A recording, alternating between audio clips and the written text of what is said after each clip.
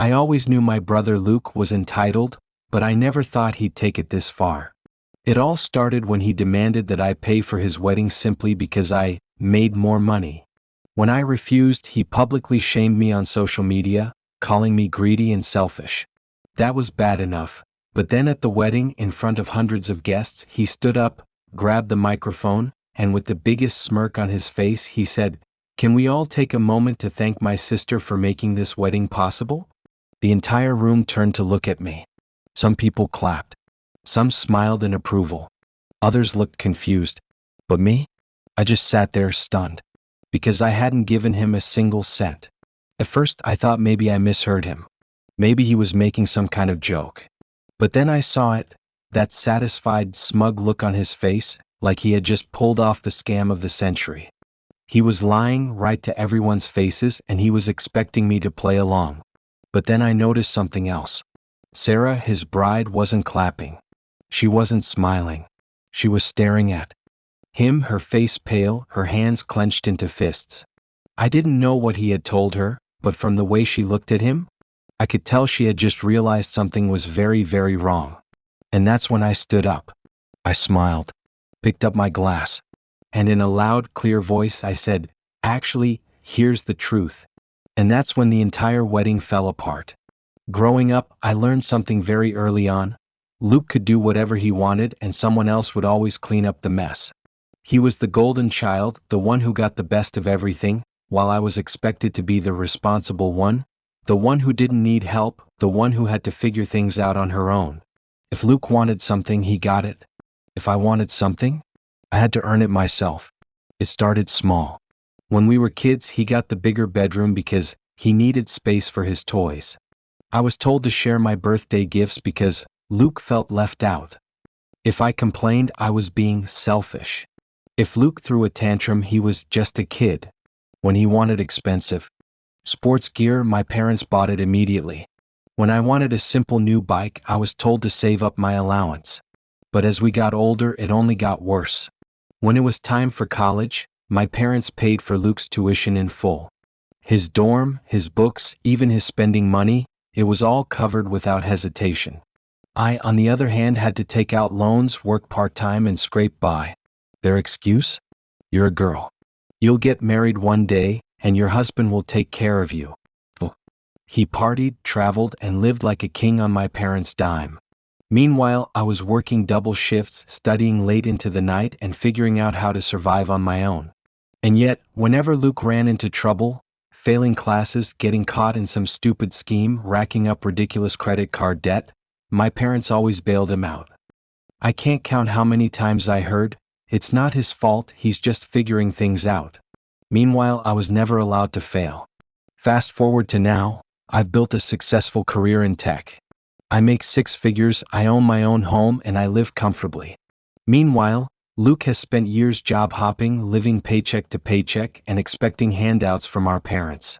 He has no savings, no stability, no sense of responsibility, just the unwavering belief that the world owes him something.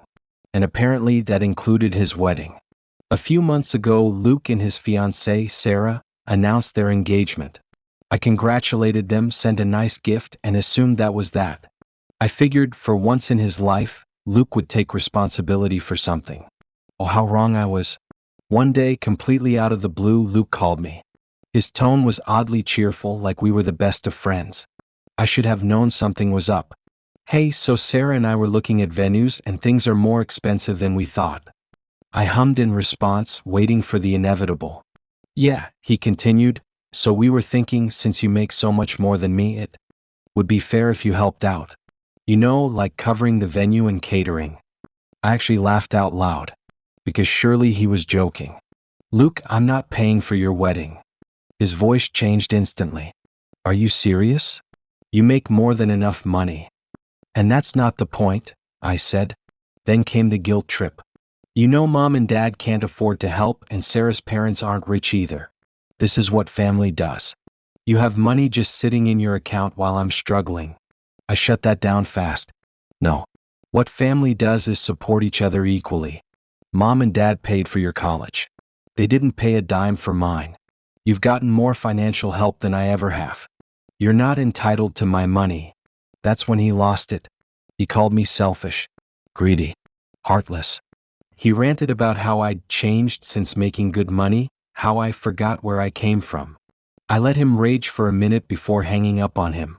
The next morning, I woke up to dozens of notifications. Luke had gone nuclear. The next morning, my phone was blowing up with notifications.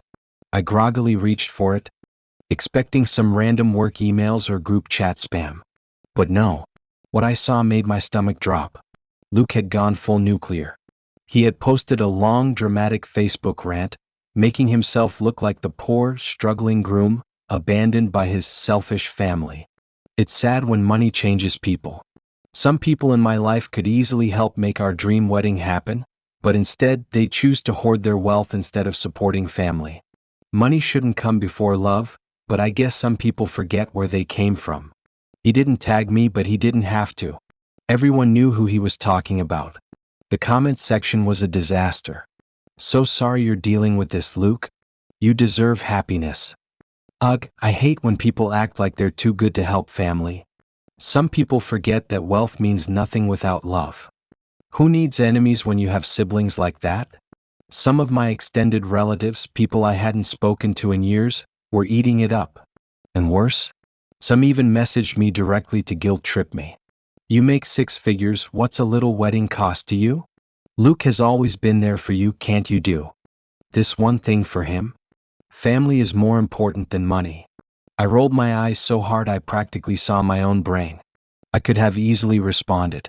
I could have called him out right then and there, posted a screenshot of our texts, exposed his lies for everyone to see.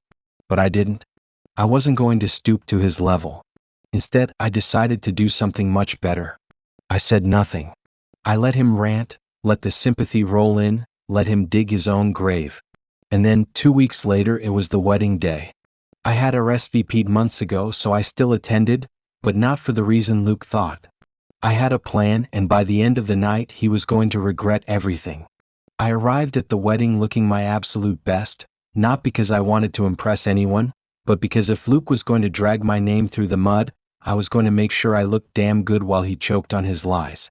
I kept my head high, smiled at familiar faces, and acted like I wasn't the villain of the sad little sob story he had spun online. The ceremony itself? Beautiful. I'll give them that. The venue was gorgeous, the decorations tasteful, and Sarah? She looked stunning in her wedding dress.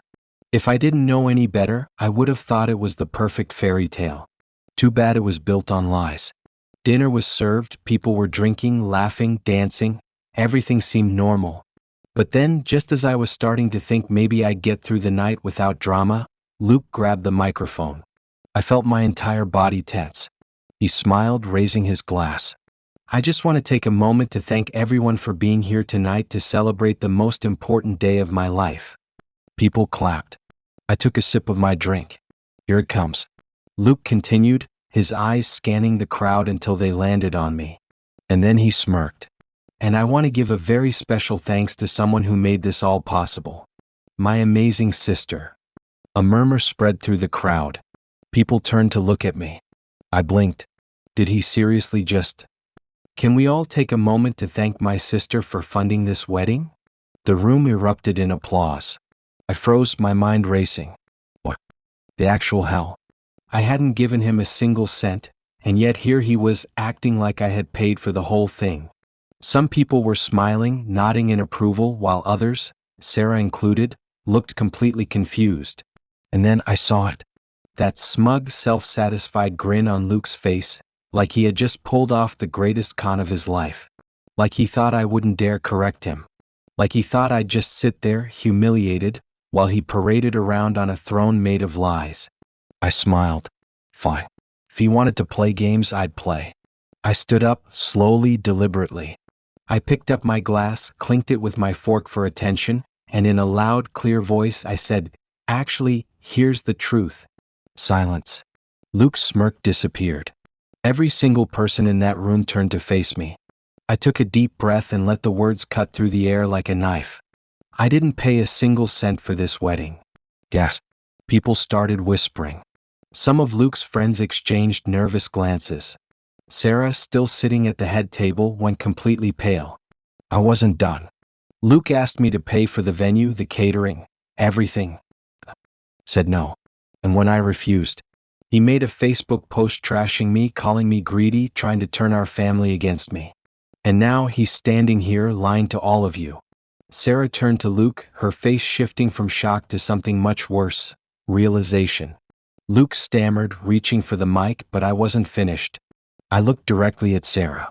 Did he tell you that he asked me to fund this whole thing? She blinked, her mouth opening and closing, but no words came out. Luke grabbed the mic, his voice panicked. Babe, let's not do this here. Sarah turned to me, eyes wide. Is this true? I nodded. Every word. The entire room felt like it was holding its breath. And then, from the other side of the hall, a chair scraped loudly against the floor. Sarah's father, who had barely spoken all evening, stood up. And that's when the real fireworks began. Sarah's father slowly pushed back his chair, the sound slicing through the stunned silence of the room. The man hadn't said more than 5 words all night, but now? He was staring straight at Luke like he was about to end his whole existence. Luke looked like a deer caught in headlights. Mr. Thompson, Sarah's father raised a hand. Luke immediately shut up. Then, in a voice that was calm, too calm, he asked, You told us your sister insisted on paying for the wedding. That she backed out last minute, leaving you with nothing. Is that true? Silence. Luke's mouth opened. Closed. Opened again. Nothing came out. Sarah's mother gasped, literally clutching her pearls. You said the same thing to us, she whispered, turning to her daughter. You said that was why you needed us to help pay for the wedding. Sarah's entire face changed. The confusion? Gone. The shock? Gone. In its place, pure, undiluted rage. Luke, she said, her voice eerily calm. Tell me she's lying. Luke let out a nervous chuckle. Babe, listen, this is just a tell me. She's lying. Silence. And then it clicked. I saw it happen in real time, the exact moment Sarah realized she had married a con artist. Luke knew he was cornered. His brain was scrambling for an excuse. I could see it in his eyes. He let out a forced laugh, trying to play it off. Okay, yes, I asked her to help, but Sarah's father's voice cut through the air like a blade. So you lied to us. You let us believe she backed out, knowing damn well she never agreed in the first place. Luke's face drained of color. I had never seen him look so pathetic. Sarah turned to me. How much did he ask you for? Oh, she wanted details? She was about to get them. I took a slow sip of my drink, then set it down and said, the full wedding. Venue, catering, dress, everything. A fresh wave of gasps. Someone in the back actually choked on their drink. Sarah's mother made a disgusted noise. Sarah? She let out a long breath.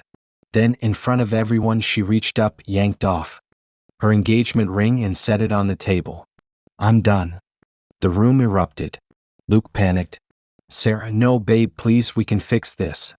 Sarah shook her head, completely unfazed. Fix what? The fact that you lied to my parents? The fact that you manipulated me into feeling sorry for you? Or the fact that you just tried to publicly humiliate your sister to cover your own ass? Luke grabbed her hands, desperate now.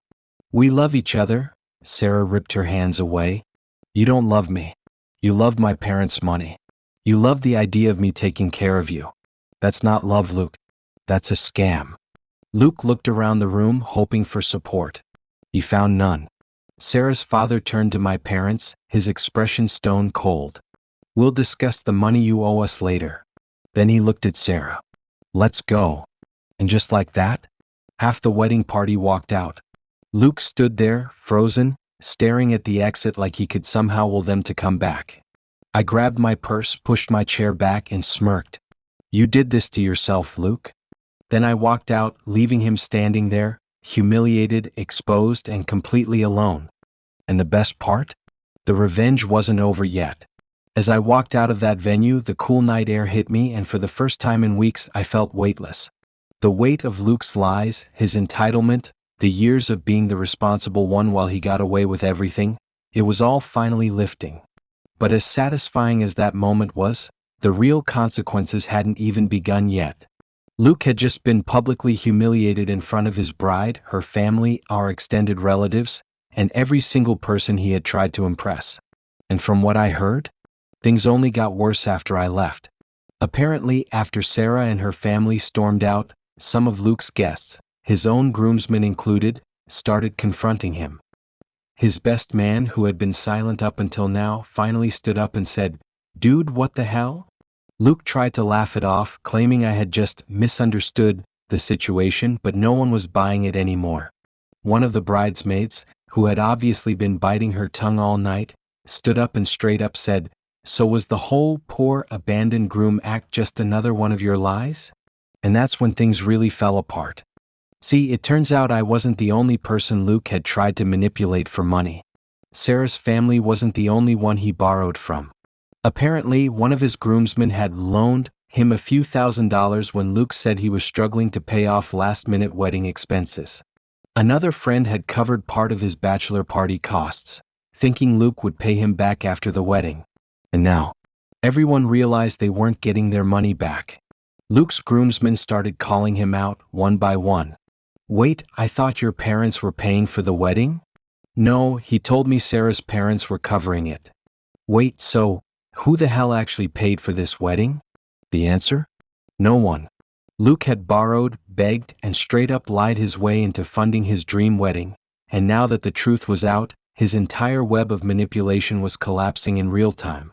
And the best part? The venue still had to be paid for. Sarah's family had originally agreed to cover a large portion of the wedding costs, but that was under the assumption that I had promised to pay the rest.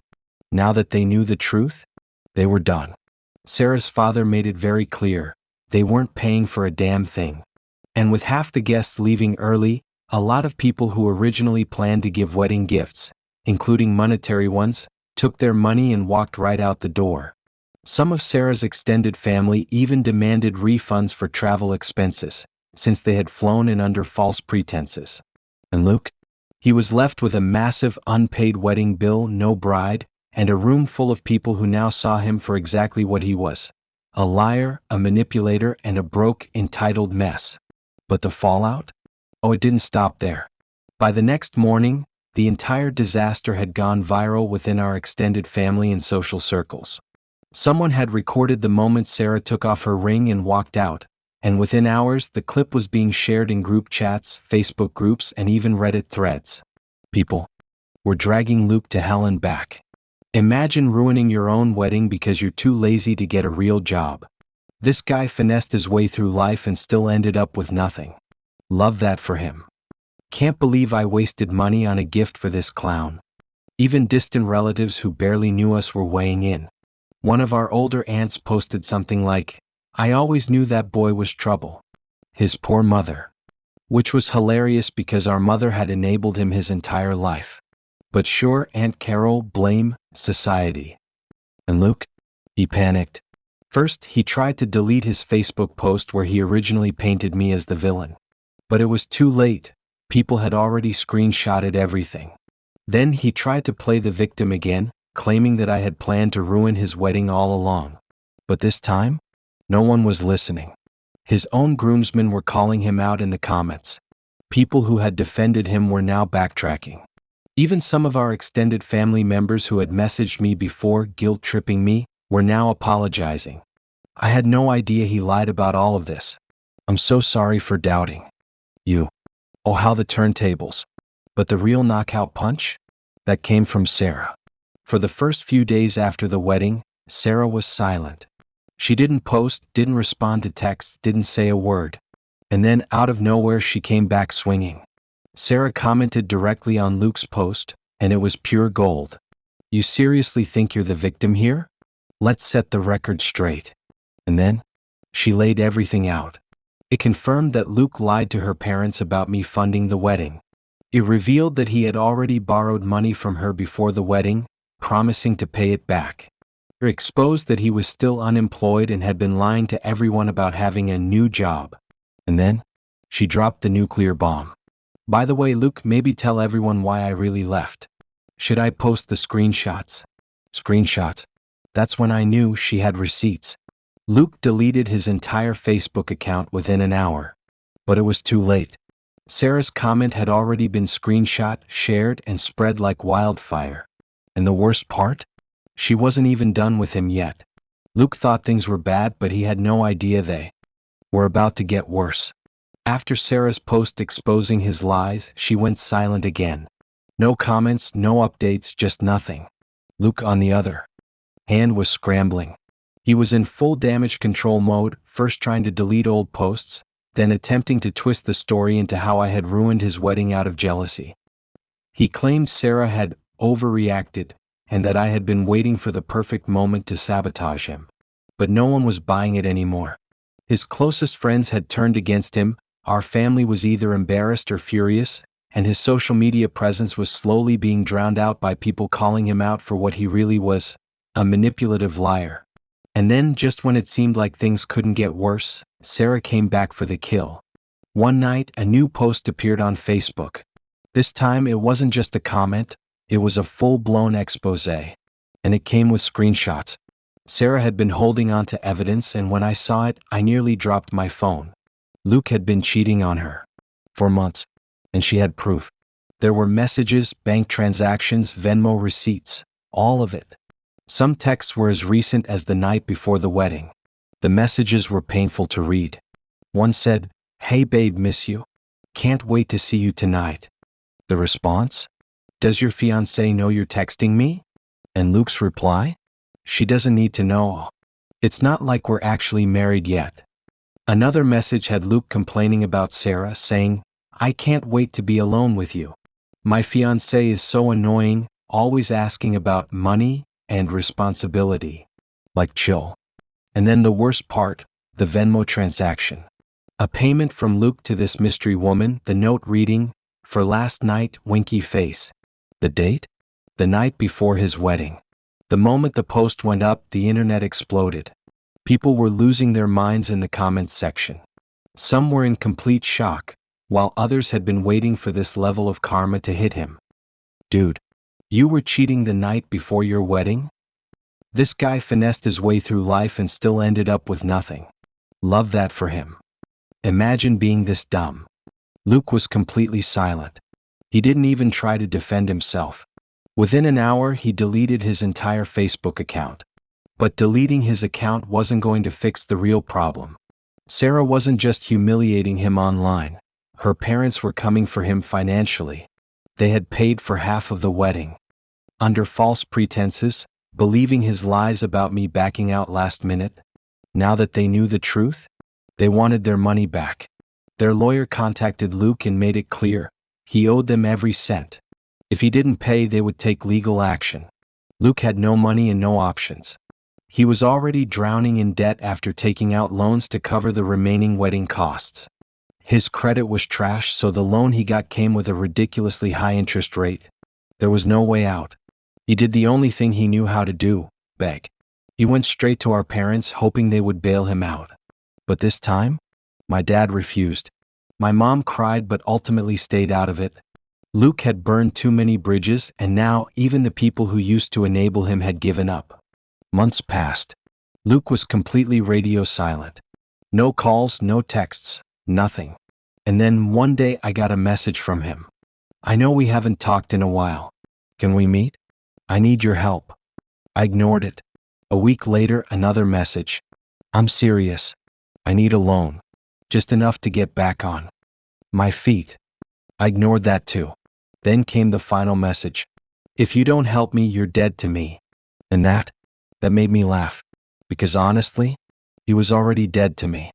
I never responded. And after that, I never heard from him again. Luke lost everything because of his own greed, entitlement, and lies. His bride? Gone. His reputation? Destroyed. His finances? In ruins. And me? I walked away happier than ever, living my best life, surrounded by people who actually respected me. Because at the end of the day, the best revenge isn't getting even, it's watching your enemy destroy themselves. And Luke? He did it perfectly. Luke had officially hit rock bottom. No bride, no money, no credibility. But instead of taking responsibility for his actions, he did what he always did, tried to manipulate his way out. He started small, reaching out to distant relatives, playing the victim, spinning a sob story about how his life had fallen apart, about how everyone had turned against him, and how all he needed was just a little help to get back on his feet. At first, a few people pitied him, but as soon as they brought up his situation in group chats or family gatherings, they were immediately shut down by the overwhelming amount of people who had seen the receipts. Between Sarah's post, the wedding disaster, and the fact that nearly everyone involved had a front row seat to his humiliation, no one was falling for his act anymore. But Luke wasn't done. He needed someone to bail him out. And his next target? Me. After I ignored his texts, he started working on our mom, pushing her to convince me to help him. She called me one evening, her voice softer than usual, almost pleading. "Honey, your brother is struggling. He lost his job, his landlord is kicking him out, he just needs a little help." I sighed, already knowing where this was going. "And what do you want me to do about it?" She hesitated, like she knew how ridiculous her next words were. "Just let him stay with you for a bit. Just until he gets back on his feet." I actually laughed. Not even sarcastically, genuinely laughed. "Mom, you want me to let Luke, the same brother who tried to publicly humiliate me, who stole money from Sarah's family, who literally cheated on his fiancée the night before their wedding, live in my house?" Silence. Then, in a much weaker voice, she tried again. "He's learned his lesson." I rolled my eyes. "Has he apologized?" Another silence. A longer one. Then a quiet, "Well, he's embarrassed." I let out a humorless chuckle. "So that's a no." She sighed. "Sweetheart, he's still your brother. Family helps each other." I cut her off. "No. Family doesn't manipulate, lie, and steal. Family doesn't try to ruin your life just because you told them no. He made his choices, now he can deal with the consequences. I'm done." And I hung up. I thought that was the end of it. I thought Luke would finally take the hint and disappear. But no. He made one last desperate move. A week later, I got an email from my workplace's HR department. The subject line? Urgent, fraudulent complaint. My stomach dropped. I opened it, scanning the text. Some anonymous person had sent an email to my company, claiming that I was involved in financial misconduct. They even attached fake screenshots of emails I had supposedly sent, making shady business deals and stealing company funds. But the problem? The screenshots were horribly edited. Wrong fonts. Mismatched dates. Even one email where they spelled my name wrong. HR immediately flagged it as fraud and informed me that they were conducting an internal check just to be safe. Knew exactly who was behind it. Luke had tried to ruin my career. And now was my turn. I wasn't just going to let this slide. I wanted to make sure that this time, Luke had nowhere left to run. So I did 3 things. First, I took every single piece of evidence. The fraudulent email, the IP address it was sent from, thanks to a friend in IT, and the text he had sent me begging for money before threatening me. I walked straight into a police station and filed a report for fraud and defamation. Since he had falsely accused me of a crime, this wasn't just a slap on the wrist. This was a serious offense. When the police contacted Luke for questioning, he panicked. Second, I made sure his landlord knew exactly what kind of tenant he was dealing with. Remember how my mom said Luke was about to get evicted? Well, I helped speed up the process.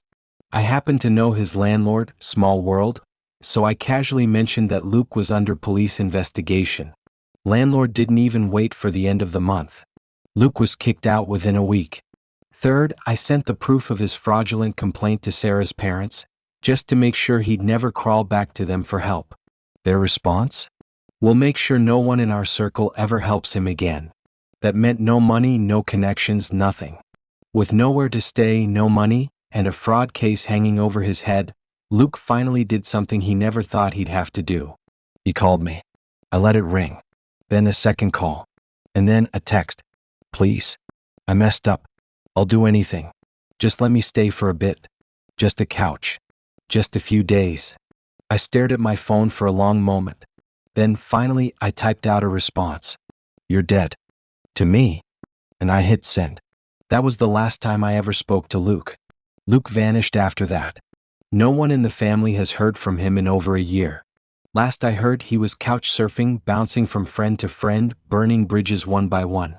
Meanwhile, Sarah is happily married to someone else and expecting her first child. And me? I'm living my best life, surrounded by people who actually respect me, and I have zero regrets. Because at the end of the day, the best revenge isn't just getting even. It's making sure they never recover. And Luke? He never did. The end.